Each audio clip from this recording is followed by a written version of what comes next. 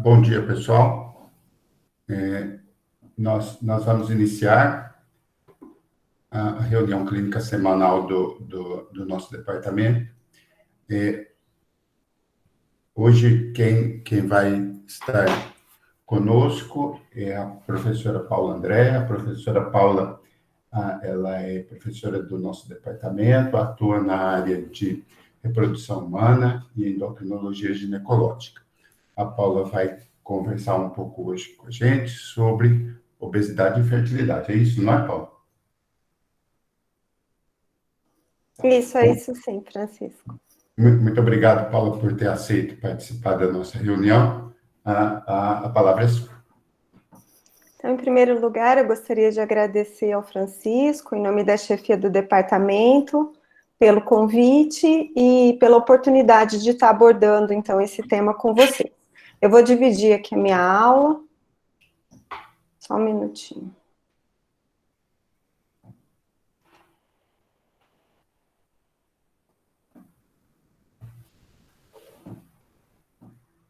Tá dando para ver? Sim, está tudo certo. Então, hoje nós vamos conversar um pouquinho sobre obesidade, infertilidade e outras repercussões reprodutivas da obesidade. Eu não tenho nenhum conflito de interesse para abordar esse tema, e ao longo da apresentação, inicialmente vou falar sobre alguns dados de epidemiologia, mostrando a associação entre obesidade e distúrbios reprodutivos. Na sequência, sobre os mecanismos por meio dos quais a obesidade e sobrepeso podem favorecer a subfertilidade. Na sequência, citar outras potenciais repercussões reprodutivas da obesidade, tanto em termos de resistência à indução da ovulação, piora dos resultados das técnicas de reprodução assistida e aumento de morbidade gestacional. E, por último, falar sobre o impacto das principais intervenções não cirúrgicas para a perda de peso sobre essas repercussões reprodutivas.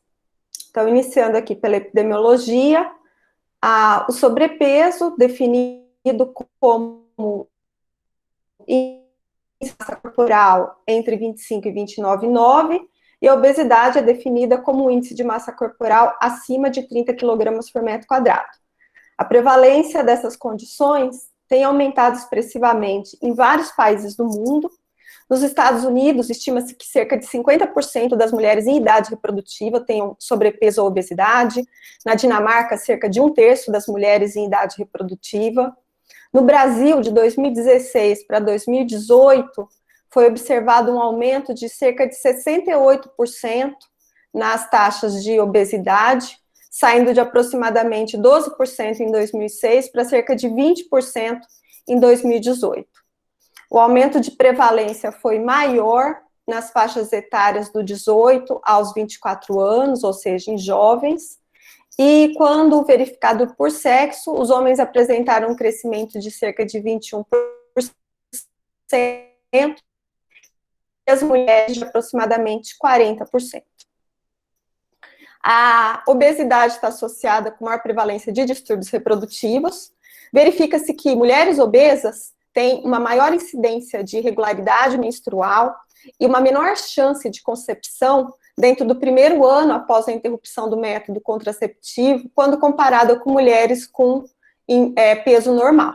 Então, aqui a gente verifica cerca de 66% das obesas engravidam, ao passo que cerca de 81% das não obesas no primeiro ano de tentativa.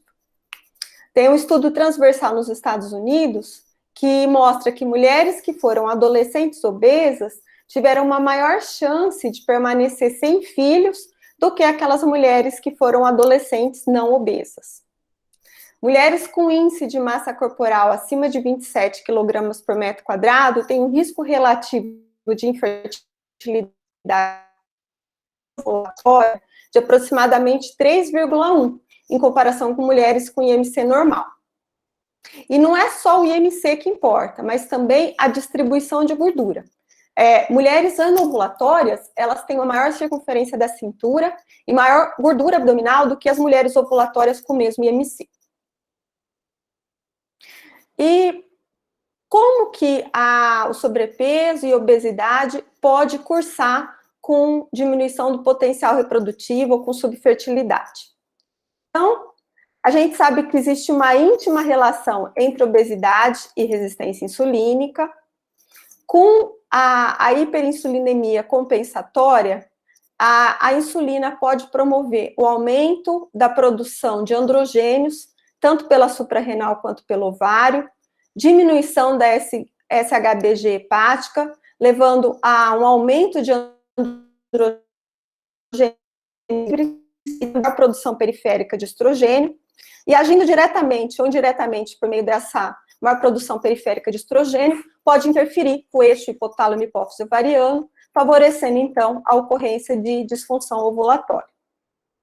E existe, então, uma grande correlação, uma íntima correlação entre a resistência insulínica e o hiperandrogenismo, que, por sua vez, favorecem a distribuição de gordura androgênica e também favorece a deposição de gordura visceral. Então, isso gera um círculo, uma inter-relação grande, né, com um círculo vicioso ligando resistência insulínica, hiperandrogenismo e disfunção ovulatória. Mas é só por meio da anovulação que a obesidade pode cursar, então, com distúrbios reprodutivos? Na realidade, existem outros mecanismos. Estudos recentes têm mostrado que pode haver uma alteração da microbiota intestinal em pacientes obesas, o que favoreceria o aumento da permeabilidade intestinal com extravasamento de lipopolissacáride, que, por sua vez, pode estimular tanto o aumento da produção de espécies reativas quanto de moléculas pró-inflamatórias. Também, com o acúmulo progressivo de gordura nos adipócitos, eles podem sofrer necrose, atraindo macrófagos e outras células inflamatórias, que, por sua vez, também vão produzir mais espécies reativas, favorecendo o estresse oxidativo, e liberar citocinas pró-inflamatórias, favorecendo um processo inflamatório sistêmico. E as adipocinas, como, por exemplo, a leptina, também estimulam a liberação de citocinas pró-inflamatórias. Então, em conjunto, esses três mecanismos favorecem a possibilidade de estresse oxidativo e processo inflamatório sistêmico. Esses mecanismos, eles podem ser transferidos aqui para o microambiente folicular, lembrando que o oócito, ele vai sofrer todo o seu processo de maturação do citoplasma e do núcleo, envolto aqui pelas células do cúmulus e pelo fluido folicular, e o estresse oxidativo e a presença desse processo inflamatório podem, então, comprometer tanto a maturação citoplasmática quanto a maturação nuclear do oócito, levando à formação de oócitos com menor potencial reprodutivo. Então, a reduzida taxa de gestação após fertilização in vitro em mulheres obesas usando ócitos próprios pode ser revertida com o uso de ócitos de doadora, segundo alguns estudos. Isso, então, faz que sugere que a melhora da qualidade ocitária e, consequentemente, do embrião possa ser um evento primário interferindo em taxa de sucesso de fertilização in vitro em algumas mulheres obesas.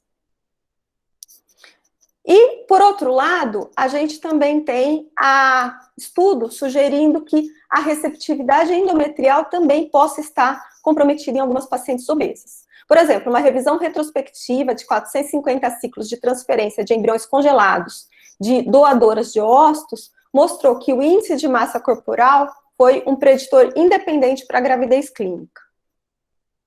Então, a obesidade, ela pode alterar a receptividade endometrial em ciclos de FIV. Doadoras de útero com índice de massa corporal acima de 35 kg por metro quadrado tem uma taxa de nascido vivo mais baixa, de aproximadamente 25% menos, em comparação com doadoras de útero abaixo de 35 kg por metro quadrado. Alguns estudos, analisando o endométrio durante a janela de implantação, evidenciaram um padrão de expressão gênica diferente em mulheres obesas quando comparadas com mulheres não obesas, e uma das alterações descritas também é o comprometimento da dessualização.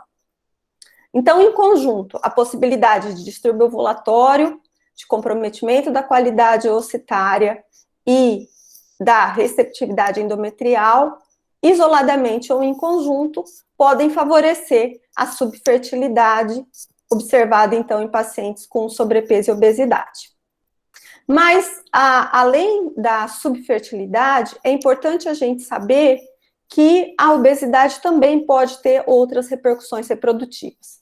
Por exemplo, pacientes obesas com anovulação têm maior chance de ter a indução da ovulação utilizando indutores orais, como, por exemplo, o citrato de clomifeno.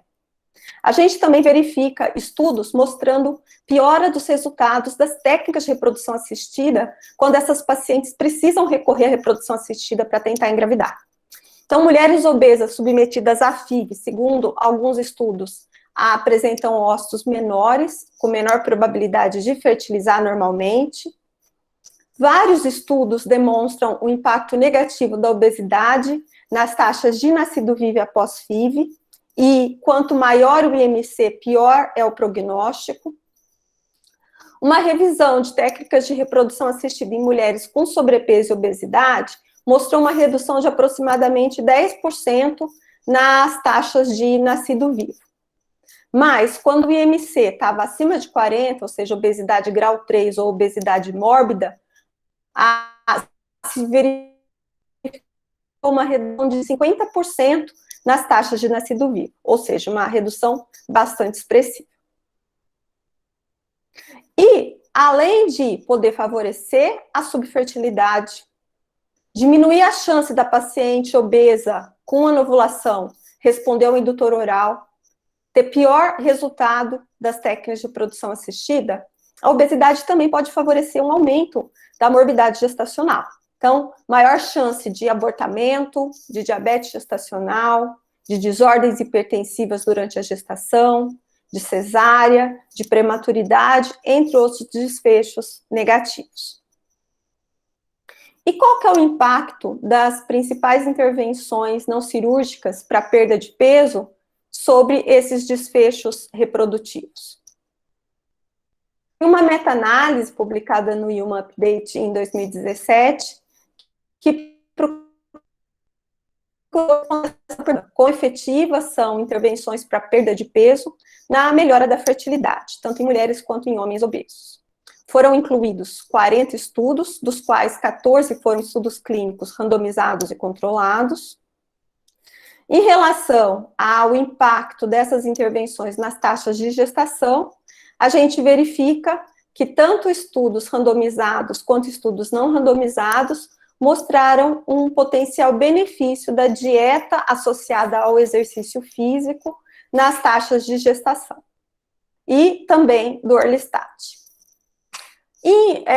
Entretanto, os estudos não conseguiram mostrar um benefício dessas intervenções em termos de aumento de taxa de nascido vivo, como a gente verifica aqui. Verificou-se um benefício em relação à concepção natural, aumentam a chance das pacientes obesas engravidarem naturalmente. Somente estudos não randomizados mostraram um benefício em termos de redução de aborto. Essas intervenções, elas aumentam a chance da paciente obesa anovulatória de virem a ovular e diminuem a ocorrência de irregularidade menstrual. E a presença das intervenções favoreceu o maior número de ócitos captados para procedimentos de fertilização in vitro. E as diferentes intervenções tiveram benefício em termos de redução de peso. Em relação à metformina, que é uma outra pergunta, será que vale a pena usar a metformina? Então, quando comparada a essas outras intervenções, ou seja, dieta sozinha, dieta associada a exercício, Orlistat, dieta e exercício associada a ultramina, né, se verificou que a metformina não teve um benefício maior do que essas intervenções em termos de melhorar a chance de gestação. Também, comparado a essas outras intervenções, a metformina não foi mais efetiva em promover ovulação e também não foi mais efetiva em promover melhora do padrão de sangramento menstrual. Sugerindo-se, então, que a primeira linha ainda de tratamento sejam as intervenções para mudança de estilo de vida e não a utilização da metformina, pensando em melhorar esses desfechos em pacientes obesos. Então, resumidamente, os dados dessa análise mostraram que as intervenções para perda de peso, particularmente dieta e exercício físico, melhoraram as taxas de gravidez, estado ovulatório, tendo uma tendência para melhora de natural, sem mostrar um benefício em termos de aumento da taxa de sucesso da fertilização in vitro. As taxas de aborto espontâneo, de maneira geral, não foram afetadas pelas intervenções para perda de peso, e estudos com uma casuística pequena sugeriram um maior número de óvulos captados e melhor regularidade menstrual nas pacientes submetidas a essas intervenções. A última meta-análise publicada agora em 2020, procurando avaliar o efeito de intervenções sobre estilo de vida em gestação e nascimento em pacientes obesas, avaliou 8 estudos randomizados, total de 1.175 mulheres, e mostrou que as intervenções para mudança de estilo de vida melhoraram as taxas de gestação clínica, corroborando os dados da meta-análise de 2017, mas não tiveram impacto na. Agora, um dado interessante e inesperado foi que as mulheres que participaram dessas intervenções para melhora do estilo de vida, elas tiveram um risco aumentado de aborto. Os autores não conseguem identificar a justificativa, mas é importante a gente saber que a qualidade da evidência oriunda dessa meta-análise é de moderada a baixa qualidade, ou seja, novos estudos podem mudar esses desfechos. Então, é necessário que continuem sendo realizados estudos avaliando qual que é o melhor tipo de dieta, o melhor tipo de atividade física, com casuísticas maiores e por maior tempo de acompanhamento dessas pacientes. Então, eu espero que, ao final dessa apresentação, fique claro para todos vocês que a prevalência de sobrepeso e obesidade tem aumentado em vários países no mundo, que a obesidade é um problema de saúde pública,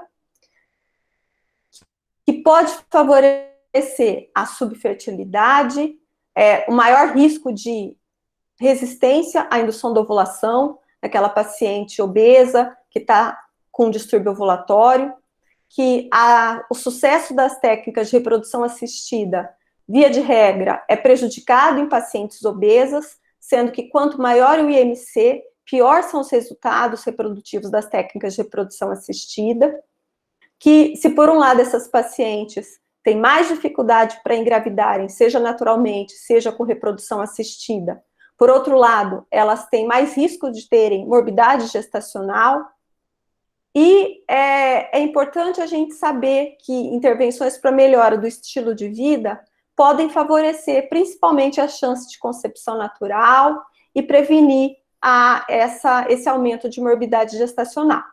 A gente sabe que é extremamente difícil favorecer dano de vida, né? E a gente observa que aquela paciente que está tentando engravidar, principalmente se ela está sofrendo dificuldade, é um momento muito oportuno para ela, às vezes, conseguir aderir pela primeira vez a essas modificações de estilo de vida, que aí podem trazer uma série de benefícios. Então, eram esses os aspectos que eu gostaria de apresentar e fico à disposição para a gente poder estar discutindo alguns pontos.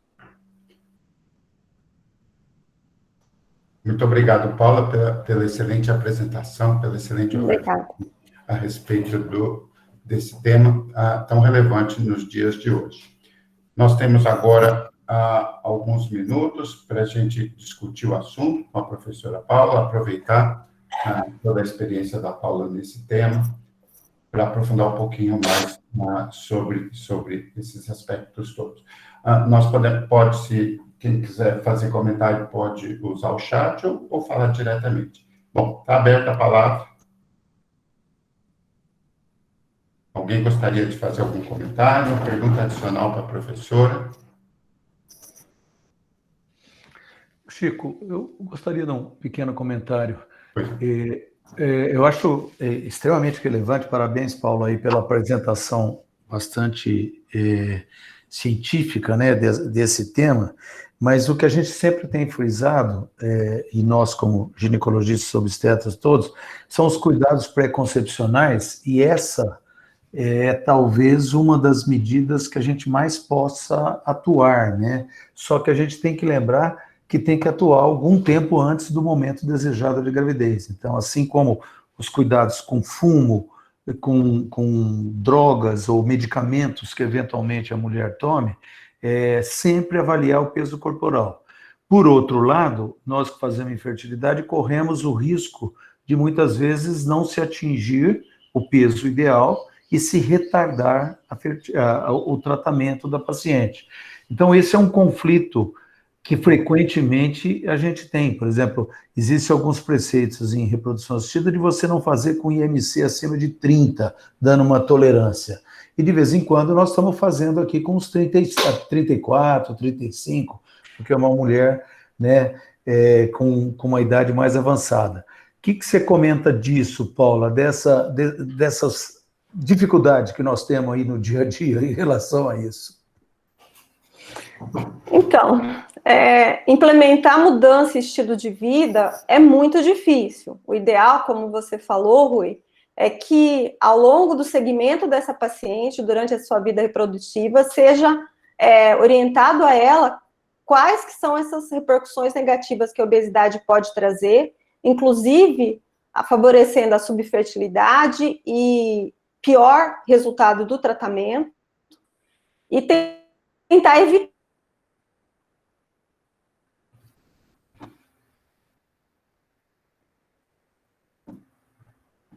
Paralisou? Caiu. Agora voltou. Voltou?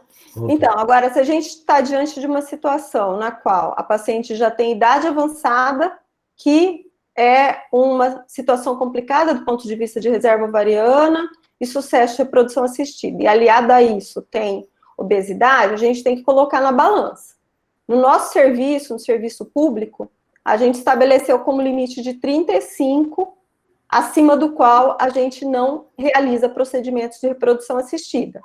Por dois motivos. Por piora do resultado do tratamento e, associado a isso, por aumento expressivo de morbidade durante a gestação, com potencial comprometimento materno-fetal.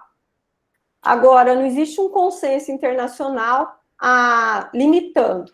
O que eu acho que é importante é a gente orientar e aconselhar. Se for possível, aguardar que sejam 6 meses, em muitas situações, 6 meses não prejudica o resultado do procedimento de reprodução, mas se adotadas de forma bastante efetiva as medidas para redução de peso, pode-se verificar uma perda expressiva de peso.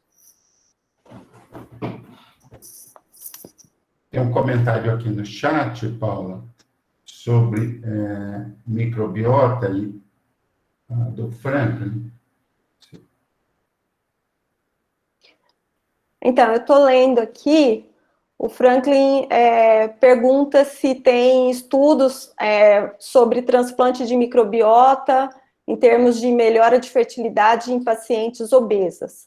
Não, a gente ainda não tem estudos mostrando que mudança da microbiota em pacientes obesas possa refletir melhora da qualidade ocitária e, subsequentemente, melhora das chances de concepção natural.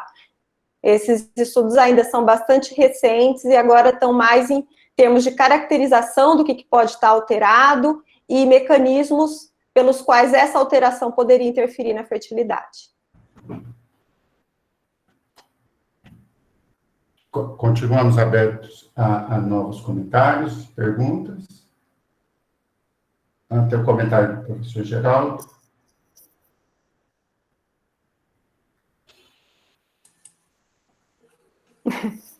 Parabéns, Paula. Muito boa. Essa parte da microbiota, estão começando a aparecer alguns trabalhos, inclusive na gênese do próprio ovário policístico, né? Alteração da microbiota por efeito dos androgênios. Então, seria por via indireta ou seria pela obesidade?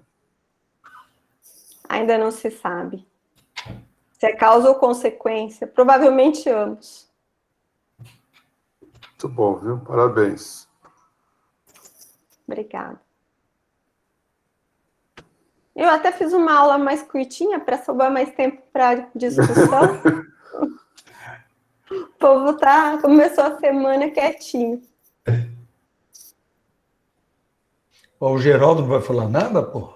Ele já escreveu.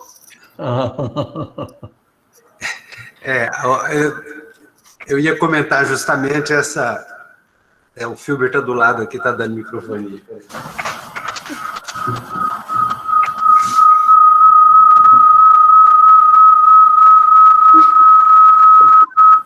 Está falando direto da NASA. Mas o comentário, Paula, era justamente que você foi muito objetiva. É a sua característica, né?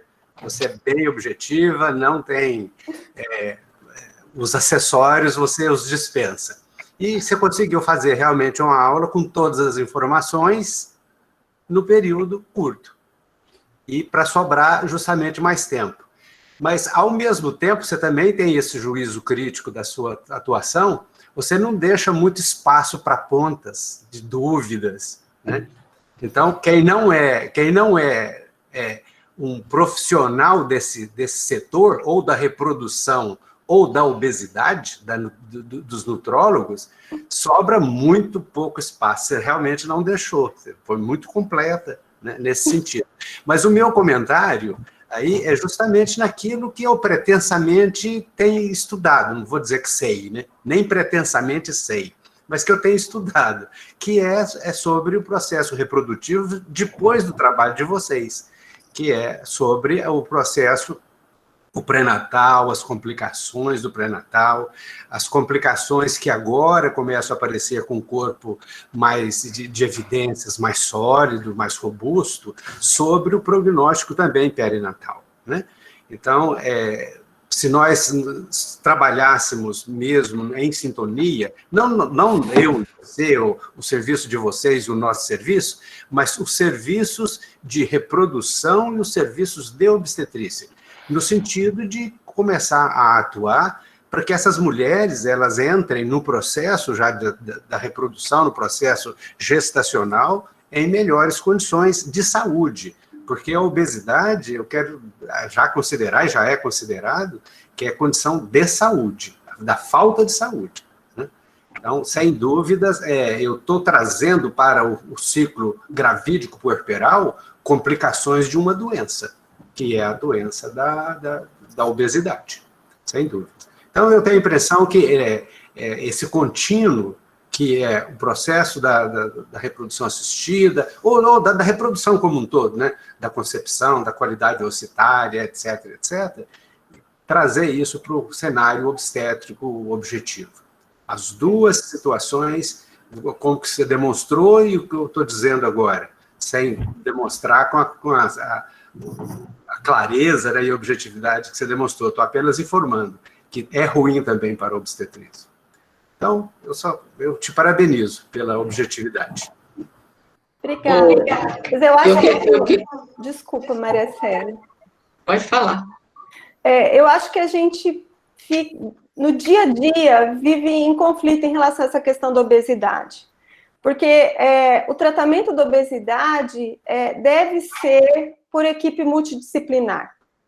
E a gente não conta nem no HC e tampouco aí no município com equipe multidisciplinar para dar suporte a isso. Então, a gente orienta a atividade física, mas não tem um educador físico qualificado para estar acompanhando os pacientes. A gente orienta, resumidamente, aspectos de dieta, mas não existem nutricionistas para fazerem esse acompanhamento. Muitas pacientes com obesidade, elas têm maior prevalência de distúrbios de ansiedade, alguns desfechos depressivos, e a gente também não conta com apoio de equipe de saúde mental. Então, assim, é um desafio muito grande, porque a gente fica naquela situação, olha, eu vou orientar, mas depois essa paciente vai ter que fazer por conta, né? Então, é muito complicado.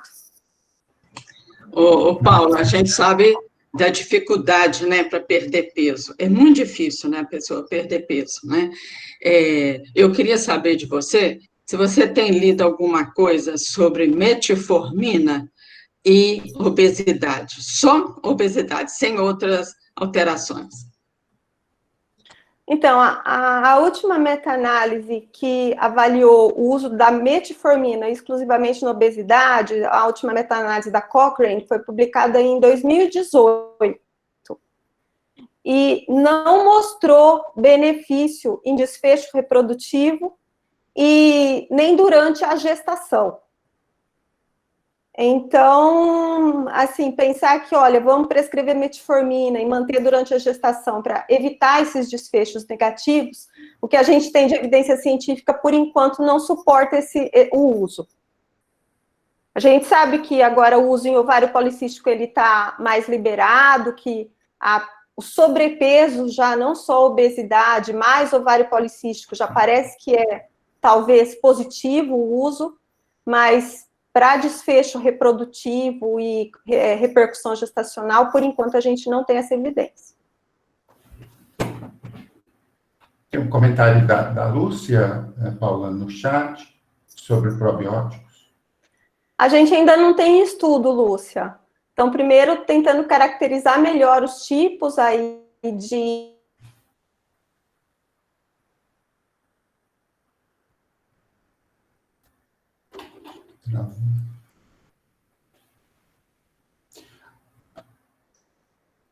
Ok, mais algum comentário?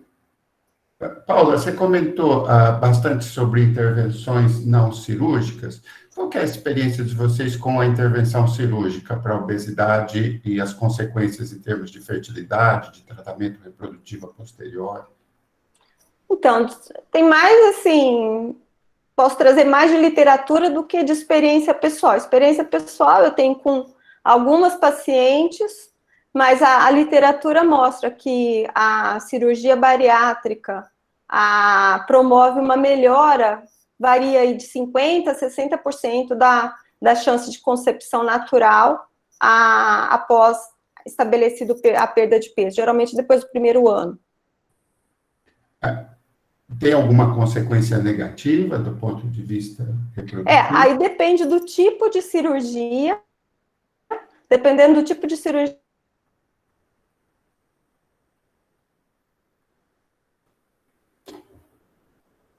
ele já estiver naquela fase em que teve estabilização da perda de peso e estiver adequadamente sendo nutrida, aí a evolução gestacional é adequada, mas precisa desse controle. Ok?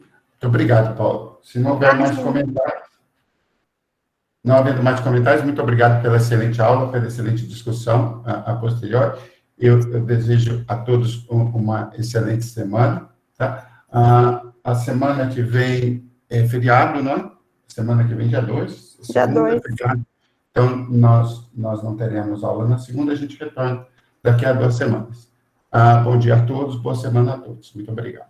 Obrigada, Bom dia, boa semana. Bom dia a todos. Bom dia, boa semana.